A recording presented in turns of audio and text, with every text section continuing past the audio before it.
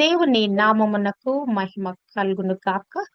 Heavenly life ministries global prayer tower ఆధ్వర్యంలో జరుగుతున్న ఉదయకాలపు స్తుతి ఆరాధన కూడికు మిమ్మల్ని అందరినీ ప్రేమపూర్వకంగా ఆహ్వానిస్తున్నాను. మొదటి యోహాను పత్రిక 2వ అధ్యాయంలో నుంచి మనము ధ్యానిస్తున్నాము. మరి యోహాను దేవుని యొక్క వాక్యపు లోతుల్లోకి వెళ్ళి అనేకమైన మర్మాలు బోధిస్తున్నట్లుగా మనము చూడగలము. యోహాను సువార్త చూసినా, యోహాను పత్రిక చూసినా, లేకుంటే మరి ఆయన రాసిన ప్రకటన గ్రంథం చూసినా, మరి ప్రభుని క్షుణ్ణంగా అర్థం చేసుకున్న వాడుగా, ప్రభు ఏమై ఉన్నాడో ఎరిగిన వాడుగా, ప్రభువులోని సారాంశం మొత్తాన్ని గ్రహించి వాటినన్నిటిని ఆ విషయాలన్నిటినీ క్రోడీకరిస్తూ ఈ యొక్క విషయాలన్నీ మరి మరి మనకు బోధిస్తున్నట్లుగా, మనకు రాయబడినట్లుగా మనము చూడగలము. మరి ఈ 2వ అధ్యాయము మొదటి 2 వచనాలలో మనము పాపం చేయకుండా ఉండటానికి ఈ విషయాలు రాస్తున్నానని చెప్తూ, ఆయనే మన పాపములకు శాంతికరమై ఉన్నాడు. అంతేకాదు సర్వలోక పాపములకు ఆయన శాంతికరమై ఉన్నాడని ఆయన ఉద్ఘాటిస్తున్నట్లుగా మనము చూడగలము. ఒక మాటను ఒక ప్రస్ఫుటంగా తెలియచేయాలంటే దాని గురించిన అవగాహన, అండర్స్టాండింగ్ ఉంటేనే మనమంత ఖచ్చితంగా మాట్లాడగలమండి. యోహాను ప్రభువుని, యేసు క్రీస్తు ప్రభుని ఎంత లోతుగా ఎరిగి ఉన్నాడంటే చెప్పొద్దు. ఆయన ఇచ్చిన ఈ వర్తమానాలన్నిటిలో, ఆయన మరి రాసిన ఈ మాటలన్నిటిలో ప్రభువు స్వయంగా పలికిన మాటలు, ప్రభు తాను ఏమై ఉన్నాడో అని చెప్పిన మాటలు, వాటినన్నిటిని కూడా ప్రస్ఫుటంగా మనకు బయలుపరిచాడు. మరి ఆయన ఒక్కొక్క వచనము, ఒక్కొక్క స్టేట్మెంట్ గా మరి మన హృదయాలను తెప్పరిల్ల చేస్తుంది, మన హృదయాలను అండర్స్టాండింగ్ లోకి నడిపిస్తుంది. సర్వలోక పాపములకు ఆయనే శాంతికరమై ఉన్నాడని రాస్తూ 3వ వచనము, మొదటి యోహాను 2వ అధ్యాయము 3వ వచనము, మరియు మనము ఆయన ఆజ్ఞలను గైకొనిన ఎడల దీని వలననే ఆయనను తెలిసికొని ఉన్నామని తెలిసి కొందుము. మిగతా సువార్తలలో రాయబడిన విషయాలు మరి ఇక్కడ భక్తుడైన యోహాను రాస్తున్నట్లుగా మనము చూడగలము. అంటే ఆయన డీపర్ అండర్స్టాండింగ్ స్క్రిప్చర్స్ గురించి, లేఖనాల గురించి, లేకుంటే క్రీస్తు ప్రభు ఏమై ఉన్నాడనే దానిని ఆయన తరచి తరచి తరచి ధ్యానించటమే కాదు, ప్రభు రొమ్మున ఆనుకున్నప్పుడు ప్రభు ఏమై ఉన్నాడు, ఆయన మనస్సుని, హృదయాన్ని మరి ఆయన గ్రహించిన వాడై ఇంత లోతైన వర్తమానాలు రాసినట్లుగా నాకు గోచరం అవుద్ది. మనము ఆయన ఆజ్ఞలను గైకొనిన ఎడల దీని వలననే ఆయనను ఎరిగి ఉన్నామని తెలుసుకుందాము. అసలు ఆజ్ఞలు పాటించటానికి, ప్రభుని ఎరగటానికి ఏంటి కనెక్షను అంటే, దేవుని ఆజ్ఞలకు విధేయత చూపటం అనేది మనతో ఆయనకున్న సంబంధాన్ని ధృవీకరించుకోవటానికి ఒక స్పష్టమైన మార్గంగా అనుకోవచ్చు. అంతేకాదండి, ఒక రక్షణ నిశ్చయిత మనకు కలుగుద్ది. రెండవదిగా చూస్తే విధేయతలో ప్రేమ యొక్క పాత్ర ఉందండి. అంటే ఆయన ఆజ్ఞలు పాటించటానికి మనకున్న ఇష్టత ద్వారా దేవుని పట్ల ప్రేమ వ్యక్తపరచబడుద్ది. ఆచరణాత్మక విధేయత ఏదో మాటల్లో చెప్పేటువంటి విధేయత కాదు గాని, మన దైనందిన జీవితం దేవుని ఆజ్ఞల పట్ల ఒక నిబద్ధతతో ప్రతిబింబించటానికి, అంతేకాదు ప్రతి ఒక్క నిర్ణయం కూడా మరి ఆ యొక్క ఆజ్ఞలకు కట్టుబడి ఉన్నట్లుగా మనం జాగ్రత్త పడాలని ఇక్కడ మరి భక్తుడు చెప్తున్నట్లుగా చూడగలము. అంటే నిజమైన జ్ఞానం యొక్క స్వభావం ఎలా ఉంటదంటే, దేవుణ్ణి తెలుసుకోవటం కేవలం మేధోపరమైన సంగతి కాదు. ప్రభుని ఎరిగి ఉండుట, ప్రభుని కంప్లీట్ గా అవగాహన చేసుకుంట, అది విధేయతతో కూడిన జీవితం ద్వారా ప్రదర్శించబడ్డది. ఎప్పుడైతే ఆ యొక్క ఒబిడియన్స్ లోకి వెళుతూ వెళుతూ వెళుతూ ఉంటామో దేవుడెవరో మనకు అర్థమవుతా ఉంటది. అంతేకాదు తప్పుడు బోధలను మనము మరి గ్రహించగలము, వివేచించగలము. దేవుని గురించిన నిజమైన జ్ఞానము ఆయన ఆజ్ఞలను పాటించడం ద్వారా మనకి అబ్బుతుంది, మనకు అనుగ్రహించబడుతుంది. అంటే ఆయన ఆజ్ఞలు పాటిస్తే ఆయన కంప్లీట్ గా తెలుసుకోగలమని ఈ వాక్యం ద్వారా మనము నిశ్చయించుకోవచ్చు. అంటే విశ్వాసములో మనం ఎంతగా వేళ్ళునుతామో, మరి రక్షణను గురించి మనకి అప్పుడప్పుడు కొన్నిసార్లు కష్ట నష్టాలలో మనకు కలిగే మరి యొక్క సందేహాలు, మరి యొక్క వాటన్నిటిని నివృత్తి చేసుకోవటానికి మరి యోహాను రచనలలో మరి ఈ యొక్క నిశ్చయిత గురించి ఆయన ఎన్నిసార్లు చెప్తాడంటే, ప్రభుని ఎందుకు మనము మరి పొందుకోగలము, ఎలా పొందుకోగలము, మరి ఎందుకు ఆయన పొందుకోవాలన్న దానిని తన రచనలో మరి 20వ అధ్యాయము 31వ వచనంలో ఇలాగ ఏమని చెప్తాడంటే, యేసు దేవుని కుమారుడైన క్రీస్తు అని మీరు నమ్మునట్లును, నమ్మి ఆయన నామమందు జీవము పొందినట్లును ఇవి రాయబడెను. అసలు ఇవన్నీ నేను రాయటానికి గల కారణం ఏంటంటే, ఆయనే యేసు, ఆయనే క్రీస్తు, పరలోకం నుంచి దిగి వచ్చిన తండ్రి కుమారుడు ఆయనే, ఆయనే యేసు క్రీస్తు. ఆయన ఎందుకు వచ్చాడు ఈ లోకానికి? మీరు ఆయన నమ్మాలి. నమ్మటం వల్ల మీకు కలిగే ప్రయోజనం ఏంటి? ఆయన నామములో మీరు జీవం పొందుకోవటానికి ఇవన్నీ కూడా నేను రాస్తానని ఆయన చెప్తున్నట్లుగా మనము చూడగలము. అంటే ప్రభుని ఆ యొక్క రక్షణలో, ప్రభు యొక్క ఆ రక్షణలో మనం కొనసాగబడాలంటే ఆయనను మనము ఎరిగే కొద్దీ ఆయనలో మనము స్థిరపరచబడతాము, ఒక నిశ్చయిత కలిగి ఉంటాము. హెబ్రీ 10:22లో మరి ఇక్కడ భక్తుడు కూడా ఇలా రాస్తున్నాడు. ఏమని రాస్తాడంటే, విశ్వాస విషయములో ఇర్- సంపూర్ణ నిశ్చయిత కలిగి యథార్థమైన హృదయముతో మనము దేవుని సన్నిధానమునకు చేరుదుము. అంటే ఈ రక్షణ నిశ్చయిత మనలో ఎంతగా వేరు పారాలంటే, ఇక స్థిరచిత్తులుగా కదలని వారుగా చేయబడాలి. ఆ అండర్స్టాండింగ్ లోకి వెళ్లే కొలది ఎక్కడ కూడా మరి ప్రభు నుంచి వైదొలగకుండా, తొట్టిల్లకుండా అందులో ప్రతిష్ఠించబడిన వారమై ముందుకు కొనసాగుతామని ఇక్కడ మరి భక్తుడు మనని హెచ్చరిక చేస్తున్నట్లుగా మనము అర్థం చేసుకోవచ్చు. అంటే ఆయనను ఆజ్ఞలను పాటించుట, ఆయన ఆజ్ఞలను పాటిస్తే ఎలా ఉంటది, ఎలా మనం వాటిని పాటించగలం, ఆయన ఆజ్ఞలను గైకొని ఎడల ఆయనను మనం అర్థం చేసుకుంటామంటే, అసలు ఆజ్ఞలు గైకొనటం ఏంటంటే గనక మరి ఇది కూడా యోహానే ఈ మాటలు రాస్తాడు. అసలు ఆజ్ఞలు గైకొనటం అంటే ఎలాగుంటుందంటే గనక యోహాను 14:15లో ప్రభు చెప్తాడు, మీరు నన్ను ప్రేమించిన యెడల నా ఆజ్ఞలను గైకొందురు. అంటే ఈ యొక్క ఆయనను ఎరిగి ఆయనలో మనం నడుచుట అంటే ఆయన ఆజ్ఞలను మనము గైకొనుట.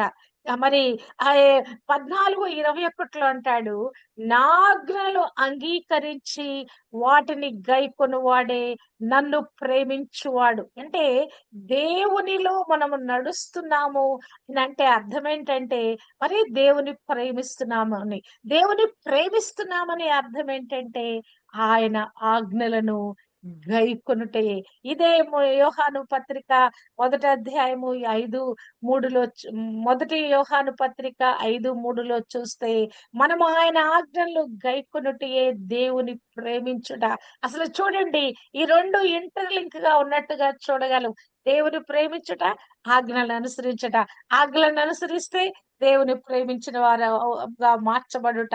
కదా, ఈ రెండు కూడా దేవుని ప్రేమించుట అనే దానిలో అన్యాపదేశంగా ఆజ్ఞలు పాటించుట అనేటువంటి ఆ మాట కూడా, పాటించాలి అని మనకి ఇవ్వబడిన ఆదేశం కూడా నిబిడీకృతమైనట్లుగా మనము చూడగలము. అప్పుడు ఆయనను మనము ఎరిగి ఉన్నామని మనము నిశ్చయించుకోవచ్చు. అంటే దేవునిని ఎరుగుట అనేది చాలా ప్రాముఖ్యమైన విషయం అండి. ఒక వ్యక్తి గురించి మనం ఎరగకపోతే, భార్య భర్త గురించి, భర్త భార్య గురించి ఎరగకపోతే, ఆ కాపురము సజావుగా కొనసాగదు. వారిద్దరూ ఒకరినొకరు క్షుణ్ణంగా అర్థం చేసుకుంటేనే వారు కలిసిమెలిసి జీవించగలరు. ఒకరితో ఒకరు ప్రేమలో మమైకం కాగలరు. ఒకరినొకరు అర్థం చేసుకోవాలి. ఒకరు ఏమై ఉన్నారో, వారి మనసు ఏమైందో, వారి ఆలోచనలు ఏమైనాయో, వారి ఉద్దేశాలు ఏమైనాయో, వారి కోరికలు ఏమైనాయో కదా! ఒక వ్యక్తి లోపలికి వెళ్లి మనం కంప్లీట్‌గా వారిని గ్రహించాలంటే వారిని మనం ఎరిగి ఉండాలి. వారి హావభావాలు ఎరిగి ఉండాలి కదా! అంతేకాదు వారి మాటల తీరు ఎలా ఉంటదో ఎరిగి ఉండాలి. ఆయా సందర్భాల్లో వారు ఎలా బిహేవ్ చేస్తారో ఎరిగి ఉండాలి. ఇక్కడ ఇదే ఎరిగి ఉండుట, దేవుణ్ణి తెలుసుకొనుట అనే విషయాన్ని ఆజ్ఞలు పాటించే కొలది, లోతులోకి వెళ్ళే కొలది మనం అర్థం చేసుకుంటామని ఇక్కడ రాస్తున్నట్లుగా చూడగలము. ఇదే యోహాను భక్తులు రాసినట్లుగా 14 అధ్యాయము 7-9 వరకు చూస్తే అక్కడ ఫిలిప్ వచ్చి అయ్యా తండ్రిని మాకు కనపరచు అంటాడు. అంటే మరి ఇక్కడ మరి ప్రభు వారికి మరలా మరి ఎన్కౌంటర్ చేస్తా ఉన్నాడు. ఆయన ఒక ప్రశ్న వేస్తే ప్రభు దానికి తిరిగి ఒక ప్రశ్న, మరొక ప్రశ్న ద్వారా ఇక్కడ సమాధానం ఇస్తున్నట్లుగా చూడగలము. మీరు నన్ను ఎరిగి ఉంటే నా తండ్రిని ఎరిగియుందురు. అబ్బా! చూడండి అసలు ప్రభు చెప్పిన మాట, నన్ను కంప్లీట్ గా ఎరిగి ఉండండి. అసలు దేవుడు ఎవరో మీకు తెలిసిపోద్ది. దేవుని స్వభావం ఏంటో, దేవుని గుణలక్షణాలు ఏంటో కదా, ఆయన ప్రేమ ఏంటో, మరి ఆయన ఏమై ఉన్నాడో మీరు ఎరగాలంటే నన్ను ఎరిగి ఉండండి. నేను ఎదురు కనిపిస్తున్నాను కదా, మీతో కలిసి జీవిస్తున్నాను కదా, నన్ను కంప్లీట్ గా మీరు తెలుసుకోండి. కంప్లీట్ గా నన్ను ఎరిగి ఉన్నారా, తండ్రిని మీరు ఎరిగియుందురు.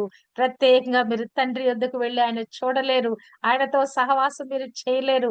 నా ద్వారానే, పరిశుద్ధాత్మ ద్వారానే తండ్రిని మీరు ఎరుగగలరు. కంప్లీట్ గా ముందు నన్ను ఎరగండి, నన్ను తెలుసుకోండి, నేను ఏమై ఉన్నానో మీరు గ్రహించండి. అప్పుడు మీరు తండ్రిని ఎరిగి ఉంటారు అని చెప్పి ఇక్కడ ఫిలిప్పుతో మాట్లాడినట్లుగా మరి చెప్తూ అక్కడ ఏమంటాడంటే, ఫిలిప్పు, ఇంతకాలము నేను మీ యొద్ద ఉండినను నీవు నన్ను ఎరగవా? మరి నన్ను చూచిన వాడు తండ్రిని చూచిన వాడు కదా, తండ్రిని నాకు కనపరచమని ఎలా చెప్పుచున్నావు అని ప్రభు తిరిగి ప్రశ్న వేస్తున్నాడు. అరే, ఇంతకాలం నాతో కలిసి ఉన్నావు, మరి నేను దేవుని రాజ్యం గురించి బోధిస్తున్నానని, పరలోకం నుంచి దిగి వచ్చిన దేవుని కుమారుడునని నేను పదే పదే చెప్తున్నాను కదా, ఇంకా నువ్వు గ్రహించలేదా? నన్ను ఎరిగి లేదా నువ్వు? నన్ను ఎరిగి ఉంటే తండ్రి నీ పాటికి నువ్వు ఎరిగి ఉండేవాడు కదా, తండ్రిని కనపరచమని నువ్వేలాగూ చెప్పుచున్నావని అక్కడ ప్రశ్న వేస్తున్నట్లుగా చూడగలము. ఎరిగి ఉండుట అనే పదానికి గ్రీకులో ఏం చెప్పారంటే, గినోస్కో అనే గ్రీకు పదములో నుంచి ఎరిగి ఉండుట, తెలుసుకొనుట అనే ఈ పదము అనువదించారట. అంటే ఎరిగి ఉండుట అంటే నిరంతర అనుభవ జ్ఞానాన్ని ఈ పదము సూచిస్తుందట. నిరంతరము కూడా అనుభవపూర్వకంగా దేవుని ఎరుగుట అంటే క్రీస్తులో మనం మమేకమైతూ క్రీస్తు ఏమై ఉన్నాడో గ్రహించుట. మరి దానియేలు గ్రంథకర్త మరి రాసిన మాటలు నాకెంతో ఇన్స్పిరేషన్ ఇస్తాయి. దేవునిని ఎరిగి ఉన్నవారు బలము కలిగి గొప్ప కార్యములు చేసెదరు. దానియేలు 11:32. తమ దేవునిని ఎరుగువారు, నిజంగా దేవుడైన వానిని మనం మరి ఆయన కొరకు మనం జీవిస్తా ఉన్నాం కదా, మన జీవిత యాత్రలో గొప్ప కార్యాలు మనం పొందుకోవాలంటే ఆయన టోటల్ గా మనం ఎరిగి ఉండాలండి. ఆయన ఏమైనాడో, ఆయన శక్తి, ఆయన ప్రభావము, ఆయన మహాత్మ్యము, ఆయన ప్రేమ, ఆయనలో ఉన్న జీవము, ఆయనలో ఉన్న వెలుగు, అసలు ఆయన ఏమై ఉన్నాడో కంప్లీట్ గా మనం ఎరిగి ఉన్నప్పుడు కదా, దేవునిలో ఆ గొప్ప ఆశ్చర్య అద్భుత కార్యాలు మనం పొందుకుంటాము. ఆయన కొరకు బలమైన కార్యాలు మనము చేయగలము. హల్లెలూయా! అందుకే మనము దేవుని లోతుల్లోకి వెళ్ళి అనుభవపూర్వకంగా ఆయనను మనము ఎరిగి ఉండాలి. హల్లెలూయా! మోషే మరి దేవునిని ఎరిగి ఉన్నాడని అక్కడ మోషే గురించి రాయబడిన మాటలు చూస్తే గనక, మరి ఆ యొక్క మరి దేవుణ్ణి ఆయన ఎలా ఎరిగి ఉన్నాడంటే, యో యెహోవాను ముఖాముఖిగా ఎరిగిన మోషే వంటి ఇంకొక ప్రవక్త ఇశ్రాయేలులో ఇది వరకు పుట్టలేదు. ద్వితీయోపదేశ కాండము 34:12. ఏంటి, ఏమి ఎరిగి ఉన్నాడని చూస్తే గనక దేవుని బాహుబలమంతటి విషయంలోను మోషే ఇశ్రాయేలు జనులందరి కన్నుల ఎదుట కలుగ చేసిన మహా భయంకరమైన కార్యముల విషయంలోను ద్వితీయోపదేశ కాండము 34:12 రాయబడిన మాట. అంటే ఈ దేవునిని, యెహోవా దేవునిని మోషే ఎంతగా ఎరిగి ఉన్నాడంటే ఆయన బాహుబలము ద్వారా ఎర్ర సముద్రము పాయలవుట, అయ్యా ఆ యొక్క మరి ఆకాశము నుండి పూరేళ్లు కుమ్మరించబడుట కదా. మరి ఆ యొక్క యుద్ధాలు చేసినప్పుడు కూడా మోషే చేతులెత్తితే యుద్ధం గెలిచిపోయిందండి. హల్లెలూయా. యుద్ధంలో వాళ్ళు గెలిచిపోయారు చూడండి. అంటే మోషే దేవునిని ఎరిగి ఉన్నాడు. ఆయనలాగా దేవునిని ఎరిగినటువంటి ప్రవక్త మరొకరు ఇంకా పుట్టలేదంట. అంటే అంత డీపెస్ట్ అయిన లోతుల్లోకి వెళ్ళి దేవునిని ఆయన అర్థం చేసుకున్నాడు.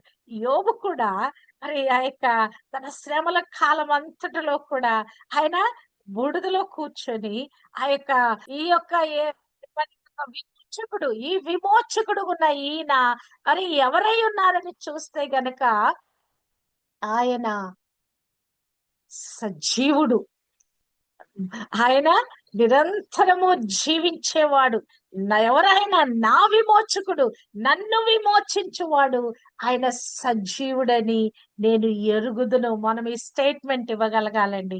క్రీస్తు ప్రభు గురించి, ఆయన జీవ ప్రదాత, మరి నిరంతరము జీవించుచున్నవాడు. ఈ రోజు కూడా ఆయన జీవించే ఉన్నాడు అనే స్టేట్మెంట్ మనం ఇవ్వగలగాలి. ఎప్పుడు చెప్పగలం మనం ఈ మాట? అనుభవిస్తేనే కాని, ఆయన ఎవరో మనం అర్థం చేసుకుంటేనే కాని, ఆయనని ఎరిగి ఉంటే తప్ప ఈ స్టేట్మెంట్ మనం ఇవ్వలేము. ఏమని చెప్తా ఉన్నాడు? నా విమోచకుడు, నేనే నా శరీరము కుళ్ళిపోయినా, నా యొక్క ఈ శరీరము ఏమి ఛిద్రమైపోయినా, నా లోపల ఉన్న ఆత్మ మరి నా ప్రభుతో నిరంతరం ఉంటది. నా విమోచకుడు సజీవుడు, ఆయన ఈ భూమి మీద ఎల్లప్పుడూ కూడా నిలిచే ఉంటాడని ఇక్కడ భక్తుడు స్టేట్మెంట్ ఇస్తున్నట్లుగా చూడగలము. కీర్తనకారుడు అంటాడు 135:5 అంటాడు, యెహోవా గొప్పవాడనియు మన ప్రభువు సమస్త దేవతల కంటే గొప్పవాడనియు నేను ఎరుగుదును. అంటే వీళ్ళిస్తున్న స్టేట్మెంట్ లో నుంచి మనము కూడా దేవునిని ఇలా ఎరిగి ఉండాలని ఉదయకాలము నాకు ప్రేరేపణ కలిగింది. ఇలాగున ఈ మాటలు చెప్పాలని, ఆ వారి విశ్వాసంలో నుంచి, వారి అనుభవంలో నుంచి మనము కూడా దేవునిని ఎరిగి ఉండాలని. మన ప్రభు ఎవరట? యెహోవా గొప్పవాడు, మన ప్రభు సమస్త దేవతల కంటే గొప్పవాడని మనం ఎరిగి ఉండాలి. లోకంలో 1,000,000 దేవతలు కలిగిన మన దేశంలో కదా, వారి వారి దేవుళ్ళు ఏం చేస్తారో కూడా వాళ్ళకి అవగాహన లేదు. ఆ దేవుళ్ళని పరిగణించబడే వాళ్ళు ఏం చేస్తారో వాళ్ళు అవగాహన లేదు. ఒక దేవుడి నుంచి ఒక దేవుడికి వాళ్ళు మరి త్వరగా మరి షిఫ్ట్ అయిపోతా ఉంటారు. ఇక్కడ కాకపోతే అక్కడ, అక్కడ కాకపోతే ఇక్కడ. కానీ మన దేవుడు గొప్పవాడని, మరి సమస్త దేవతల కంటే గొప్పవాడని మనము ఎరిగి ఉండాలి. పౌలు అంటాడు, మరి ఆయన స్టేట్మెంట్ లో చూస్తే, మరి నేను నమ్మిన వానిని ఎరుగుదును గనుక నేను సిగ్గుపడను. హల్లెలూయా. ఆయన ఎంతో శ్రమ పెట్టబడతా ఉన్నాడు, ఎంతో బాధల్లో ఉన్నాడు, విపరీతమైనటువంటి విధంగా ఆయన హింసింపబడతా ఉన్నాడు. 2 తిమోతి 1:12 మరి ఈ హేతువు చేత ఈ శ్రమలను అనుభవించుచున్నాను గాని నేను నమ్మిన వారిని ఎరుగుదును గాక ఈ శ్రమలలో నేను సిగ్గుపరచబడను. ఈ శ్రమలలో నేను మరి మరి ఆ ఆయనకు నేను దూరము కాను. నేను ఆయనకు అప్పగించిన దానిని రాబోచున్న ఆ దినము వరకు ఆయన కాపాడగలడని రూఢిగా నమ్ముచున్నాను. అంటే దేవునిలో నేను పెట్టిన విశ్వాసము, నా జీవితాన్ని ఆయన చేతిలో పెట్టేశాను. నా ప్రాణాత్మ దేహాలను ఆయన కాపాడువాడు. నన్ను నేను ఆయనకు అప్పచెప్పుకున్నాను. ఆ అప్పచెప్పుకున్న దానిని రాబోచున్న దినం వరకు కూడా దేవుడు ఖచ్చితంగా కాపాడుతాడని నేను ఎరిగి ఉన్నాను. కనుక నేను సిగ్గుపడను. మన జీవితంలో కూడా సిగ్గుపడే పరిస్థితులు, అవమానపరచబడే పరిస్థితులు, కృంగిపోయే పరిస్థితులు, విపత్కర పరిస్థితులు వస్తాయి. దేవుని మనం ఎరిగి ఉన్నామా? మన దేవుడు ఎవరో ఎరిగి ఉంటే నాకొక మెషెక్ అబేద్నెగో వాళ్ళ యొక్క సవాలు నాకెంతో అద్భుతంగా అనిపిస్తది. మా దేవా, మా రాజా, మా దేవుడు మమ్మల్ని రక్షించుటకు సమర్థుడు. అబ్బబ్బా! వారు ఎంతగా దేవుని ఎరిగి ఉన్నారంటే, మనం ఎరిగినప్పుడు అది ఎంత మరి పోరాటమైనా కూడా, ఆ పోరాటంలో మనం విజయ వీరులుగా మార్చబడతామండి. ఫిలోమోను అంటాడు 1:6లో ఫిలోమోను పత్రికలో మరి ఆ ఫిలోమోను గురించి పౌలు మాట్లాడుతున్నాడు. క్రీస్తును బట్టి మీ అందున్న ప్రతి శ్రేష్టమైన వరము విషయమై నీవు అనుభవపూర్వకముగా ఎరుగుట వలన మరి ఇతరులు నీ విశ్వాసమందు పాలువారగుదురు. ఇక్కడ ఫిలోమోనుకు రాస్తూ ఇక్కడ మరి పౌలు భక్తుడు అంటాడు, మరి మీలో శ్రేష్టమైన వరాలు ఉన్నాయి. వీటిని మీరు ఎరగాలి. అనుభవపూర్వకంగా ఎరగాలి. ఎరగటం వలన ఇతర విశ్వాసులకి అది ఉపయోగకరమవుద్ది. మనమేంటో మనకు తెలిసుండాలండి. అంటే ప్రభువులో మనం ఏమై ఉన్నామో, ప్రభువు మనకి ఏమి ఇచ్చాడో కూడా మనం ఎరిగి ఉండాలి. దేవుడు మనకి అనేకమైన కృపావరాలు, అనేకమైన తలాంతులు ఇచ్చాడని మనము ఎరిగి ఉండి, వీటిని తోటి సహవాసులకి మనము, ఇతరుల విశ్వాసులకి వాటిని మనము పార్టేక్ చేయగలగాలి. వారగునట్లుగా వారిని కూడా పార్టేక్ చేస్తూ దేవుడు నీకిచ్చిన కృపావరాలను నీవు వాటిని వాడాలని ఇక్కడ ఫిలోమెన్ హెచ్చరిక చేస్తున్నట్లుగా మనము చూడగలము. హల్లెలూయా! హల్లెలూయా! నయమాన్ అనేటువంటి అన్యుడైనటువంటి ఒక అధికారి స్టేట్మెంట్ ఇస్తున్నాడండి. నయమాను ఎలీషా ప్రవక్త దగ్గరకొస్తాడు. వచ్చి ఆ యొక్క మరి కుష్టు వ్యాధి నిమిత్తంగా ప్రార్థన కొరకు ప్రేయర్ హెల్ప్ కొరకు వస్తాడు. వచ్చిన తర్వాత ముందు కినుకుపడ్డాడు. తర్వాత అసిస్టెంట్ మాటలు వింటాడు. యోర్దాను నదిలోకి వెళ్తాడు. 7 సార్లు మునిగి లేస్తాడు. ఆయనకున్న కుష్టు వ్యాధి అంతా కూడా తొలగిపోద్ది. ఇప్పుడు ఆయన తిరిగి వచ్చి మరి అక్కడ స్టేట్మెంట్ ఇస్తున్నాడు. దైవజనుని యొద్దకు వచ్చి 2 రాజులు 5:15లో ఇతడు తన పరివారముతో కూడా దైవజనుని దగ్గరకు తిరిగి వచ్చి అతని ముందర నిలిచి, చిత్తగించుము, ఇశ్రాయేలులోనున్న దేవుడు తప్ప లోకమంత లోకమంతటి యందును మరి యొక్క దేవుడు లేడని నేను ఎరుగుదును. అబ్బా! చూడండి, ఒక అన్యుడు పొందుకున్నటువంటి అనుభవంలో నుంచి, ఆయన చేసిన అద్భుత కార్యాన్ని బట్టి ప్రభుని ఎరిగి ఉన్నాడు. దేవుడు ఎవరో ఎరిగి ఉన్నాడు. అసలు ఆయన ఎంత గొప్పవాడో ఎరిగి ఉన్నాడు. ఎంత మహిమాన్వితుడో, ఎంత అద్భుతం చేయగలవాడో ఎరిగి ఉన్నాడు కదా! పాపం ఆయన ఎంతో కష్టపడ్డాడు. ఎన్నో సంవత్సరాలు అసలు దాన్ని బయటికి చెప్పుకోలేని వ్యాధి, కుష్టు వ్యాధి అనేది బయటికి చెప్పుకోలేని వ్యాధి, అవమానకరమైన పరిస్థితి. మరి ఆయన ఎంతగానో కృంగిపోయి, నలిగిపోయి మరి ఇక ఆయన బ్రతకలేని పరిస్థితి. మరి అటువంటి ఆయన మరి దేవునిని ఎరిగి ఉన్నాడు. తన సొంత అనుభవంలో నుంచి, ఆయన పొందుకున్న అనుభవంలో నుంచి ఆయన ఎందుకు అన్యుడు గనక అనేక మంది దేవతలను ఆరాధించి ఉంటాడు. అనేకమైన మొక్కులు, అనేకమైన పూజలు ఇంకా రకరకాలుగా ఆయన చేస్తుంటాడు. అన్ని ఫెయిల్ అయిపోయినాయి. ఇప్పుడు అతనిస్తున్న స్టేట్మెంట్, ఇశ్రాయేలులోనున్న దేవుడు తప్ప లోకమంతటి యందును మరి యొక్క దేవుడు లేడని నేను ఎరుగుదును. అబ్బబ్బా! చూడండి, నిజంగానే దేవుడు మన పక్షాన కార్యాలు చేసినప్పుడు ఆయన ఎవరో గ్రహిస్తాము. ఎవరికైనా ఒక అద్భుతం జరిగింది. ఒక అన్యుడికి ఒక అద్భుతం జరిగింది. ఒక స్వస్థత కలిగింది. ఒక రక్షణ కార్యం జరిగినప్పుడు నిజంగా వాళ్ళు ఎంతగా దేవునిలో అంటుకట్టిపోతారంటే, ఆ నిజ దేవుని వారప్పుడు గ్రహించి, ఆయనే ఇక ఆయన తప్ప వేరొక దేవుడు లేడని గ్రహించి, ఆయనలో అంటుకట్టబడతారండి. హల్లెలూయా! ఇది ఎరగటం అంటే ప్రభుని అనుభవపూర్వకంగా ఎరగటం. ప్రభు గురించి పరిసయ్యులు సాక్ష్యం ఇస్తున్నారు. ప్రభుని పరీక్షించడానికి, మాటల్లో చిక్కుపరచడానికి వచ్చి వాళ్ళేమంటారంటే మత్తయి 22:16లో, బోధకుడా, నువ్వు సత్యవంతుడివై ఉండి దేవుని మార్గమును సత్యముగా బోధించుచున్నావని నీవు ఎవరిని లక్ష్య పెట్టవు, మోమాటము లేనివాడనియు మేము ఎరుగుదుము. అబ్బా చూడండి, వీళ్ళు ప్రభువుని మరి పొగడటానికి మరి ట్రై చేస్తా ఉన్నారు. ఆయన ఏ విధంగా ఆయన మాటల్లో చిక్కుపరుచుదామని ఆలోచనలో వాళ్ళొచ్చి ఏం చెప్తున్నారు, మరి ఉన్న మాటను సత్యంగా వాళ్ళు ఒప్పుకుంటున్నారు. నీవు సత్యవంతుడవు, దేవుని మార్గమును సత్యంగా బోధించేవాడు, నీవే సత్యమయ్యా అని ప్రభు చెప్పిన మాట, నేనే సత్యం అని చెప్పిన మాటను వాళ్ళు ఒప్పుకుంటున్నారు. ఇంకను వాళ్ళు ఇంకొక స్టేట్మెంట్ ఇస్తున్నారు, నీవు ఎవరిని లక్ష్య పెట్టవు, మొహమాటము లేనివాడవని మేము ఎరుగుదుము. అంటే దేవుడు ఉన్నది ఉన్నట్లుగా మాట్లాడువాడు, లేని వాటిని ఒక్క మాట కూడా పలకనివాడు. ఉన్నది అవునంటే అవును, కాదంటే కాదు. ఆయనకి ఎవరి మీ దగ్గర మొహమాట పడాల్సిన అవసరం లేదు. నిర్మొహమాటంగా ఇదిగో నీ బ్రతికిది దిద్దుబాటు చేసుకోమని చెప్పే దేవుడై ఉన్నాడు. అసలు ఆయన ఎవరిని లక్ష్యం చేయడు కదా. ఆ ప్రధాన యాజకులు అసలు ఆయన పరిచర్యను ఆపివేయాలని ఎన్ని విధాలుగా ప్రయత్నించారు. ఆయన ఎవరిని లక్ష్యం చేయలే. ఎవరైనా దేవాది దేవుడై ఉన్నాడు.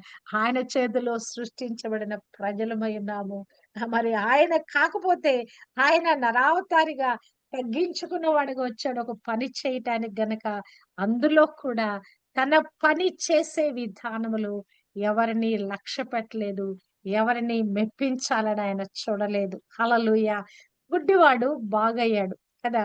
పుట్టి గుడ్డివాడిని ప్రభువు బాగు చేశాడు. బాగు చేసినాక అది చాలా పెద్ద వివాదం అయిపోయింది. వాళ్ళ తల్లిదండ్రులు పిలిపించి, నీ కుమారుడు ఎలా బాగయ్యాడని ప్రశ్నించి వాడిని 3, 4 సార్లు పిలిచి అడుగుతాడు. వాడికి విసిగిపోయి ఏం చెప్తున్నాడంటే, యోహాను 9:25లో వాళ్ళు ఏమని చెప్తున్నారంటే, క్రీస్తు ప్రభు నిన్ను బాగు చేసిన వాడు పాపి అని నువ్వు ఒప్పుకో అని చెప్పేసి బలవంతం చేస్తా ఉన్నారు. అప్పుడు అతను ఒక స్టేట్మెంట్ ఇస్తున్నాడు, అతను ఆయన పాపియో కాడో నేను ఎరుగను, ఒక్కటి మాత్రము నేను ఎరుగుదును, నేను గుడ్డివాడనై ఉండి ఇప్పుడు చూచుచున్నాను, ఆయన నన్ను బాగు చేసి ఉన్నాడు కదా. అతను ఒక అద్భుతాన్ని పొందుకున్నాడు. అసలు లోకంలో మరి లోకం పుట్టినది మొదలుకొని ఇప్పటి వరకు ఒక పుట్టిగుడ్డివాడు బాగైనట్టు మీరు ఎప్పుడైనా చూసారా? ఆయన పాపిని ఎట్లా ఒప్పుకోమంటారు? ఆయన పాపం చేశాడని నేను ఎట్లా చెప్పగలను? ఎవడైనాను దేవభక్తుడై ఉండి పాపము చేసిన యెడల, ఎవడైనా పాపము చేసి మరి ఒకవేళ దేవుని యొద్ద ప్రార్థన చేస్తే దేవుడు ప్రార్థన ఆలకిస్తాడా? మరి దైవభక్తుడై ఉండి ప్రార్థన చేస్తేనే దేవుడు ప్రార్థన ఆలకిస్తాడు. ఈ సింపుల్ విషయం కూడా మీకు తెలీదా? ఆయన పాపి అని నేను ఎలా ఎరిగి ఉన్నాను? ఆయన అద్భుత కార్యము చేసిన వాడని ఒక్కటి మాత్రము ఎరుగుదును, నా యొక్క గుడ్డితనాన్ని తీసివేసిన వాడు, నా కన్నులు బాగు చేసిన వాడు, నేను మరి చూచునట్లుగా చేసిన వాడు అని నేను ఎరుగుదును. ఆయన దేవుని ప్రవక్త అని నేను ఎరుగుదునని అతను ఇక్కడ ఘంటాపాదంగా చెప్తున్నట్లుగా చూడగలం. అంటే ఆ యాజకులు వారు పరిసయ్యులు వచ్చి ఎన్నో సార్లు ప్రెషర్ చేసి అతను ఒప్పించాలని చూస్తున్నారు గాని అతను ఒప్పుకోలేదండి. అంటే దేవునిని ఎరిగిండుట అంటే ఏంటంటే దేవునిని తృణీకరించుకుండుట. ఏ సందర్భంలో కూడా ఆయనతోనే మన జీవించే జీవితంలో ఏ సందర్భంలో కూడా ఆయన నాకు తెలియదని చెప్పకూడదు, లేకుంటే ఆయన ఎరగనని చెప్పకూడదు. మన జీవితానికి అనుగుణంగా ఆయన ఎప్పుడు కూడా ఆయన నా జీవితంలో నాకు తెలియదు, నాకు ఎవరో తెలియదనే మాట ఖచ్చితంగా మనం చెప్పకూడదండి. కానీ పరిస్థితులు కొన్నిసార్లు మరి సంఘంలో ఒక పేరు, మరి ఆఫీస్ లో ఒక పేరు కలిగి ఉన్న వారు కొన్ని ఇన్స్పెక్షన్స్ అయినప్పుడు, కొన్ని జరిగినప్పుడు వాళ్ళు దాచిపెట్టేస్తారు. ప్రభు ఎవరో ఎరగదన్నట్లుగా నటిస్తారు. సంఘంలో చలామణి అవుతారు. మరి ఇక్కడ ఆఫీస్ దగ్గరకు వచ్చేటప్పటికి అన్యులుగానే వారు బ్రతుకుతారు కదా! వారి బ్రతుకు ఎంత హేయమండి. ప్రభు అంటాడు, మనుష్యుల ఎదుట ఒప్పుకొని వాడెవడు, వాడిని దేవుని ఎదుట, దేవదూతల ఎదుట ఒప్పుకుంటాను. నువ్వు ఎరగవని చెప్పావా? నీ పరిస్థితి, నీ గతి అంతే. నువ్వెన్నటికీ ఆ ప్రభు స్థలానికి నువ్వు వెళ్ళలేవు. ఈ లోకంలో బెనిఫిట్స్ కొరకు చర్చిలోకి వస్తే బెనిఫిట్ ఏదో వస్తది. నా పాపాలు క్షమించబడ్డది బడి నేను మోక్షానికి వెళ్ళిపోతానంటే అది భ్రమ. ప్రభువును నువ్వు బాహాటంగా ఒప్పుకొని ఆయన కొరకు జీవించగలిగావా? అప్పుడే ఆయనలో ఉన్న ఆ రక్షణ, కంప్లీట్ రక్షణ, ఆ రక్షణ ఆశీర్వాదాన్ని మనం పొందుకుంటాం. ఆఖరికి మరి రాజు ఫెలిక్స్ అనే రాజు కూడా దేవుని మార్గాను ఎరిగి ఉన్నాడంట. నిజంగానే రాజులైన వారు కూడా దేవుని మార్గం ఎరిగి ఉండుట నిజంగా ఇది అద్భుతం అనిపిస్తుందండి. బైబిల్ గ్రంథం మనం చదువుతా ఉంటే దానియేలు దినాల్లో కూడా ఆ దానియేలు ఆ గుహలో నుంచి సజీవుడిగా బయటకు వచ్చిన తర్వాత కూడా అక్కడ రాజు ఒక స్టేట్మెంట్ ఇస్తాడు.